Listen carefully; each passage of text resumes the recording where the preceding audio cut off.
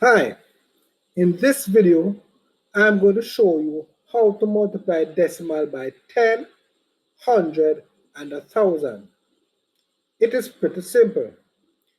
All you need to do is count the amount of zero and move the decimal one place to the right, facing the screen. Count the amount of zero, and any amount of zero that you get, you move the decimal point that space to the right. Let's see how it is done.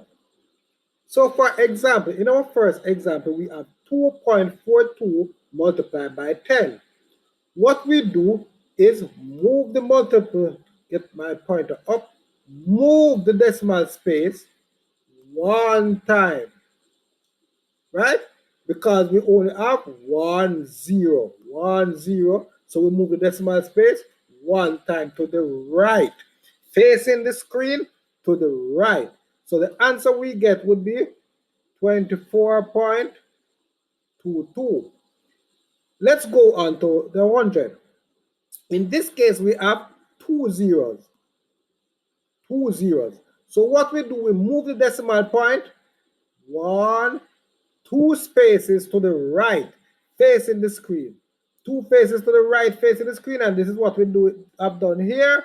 And when we move the decimal space, we have 242. I put the decimal there as significant for you to see what happened. But you know that the decimal behind the number do not really show a significant have any meaning, right? It can always be removed.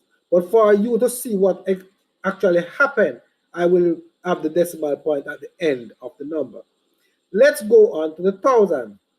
2.42 multiplied by 1,000.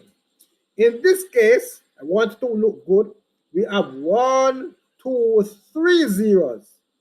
However, we only have 1, 2 decimal space. So we need another one. So what we do, we create the other decimal space by adding a 0. Adding this 0 here. So we have now 1, 2, 3 decimal space. And as you see, I put the decimal just as significant for you to see what happened. So all you do, facing the screen, you move from left to right. Move the decimal space from left to right by any amount of zeros that are in the number, whether it be 10, 100, 1,000, or in some case 10,000, even a million. If it was a million, you would move the decimal place 6 spaces. So let us just do one with 2.42 multiplied by 1, 1, 2, 3, 4, 5. Right?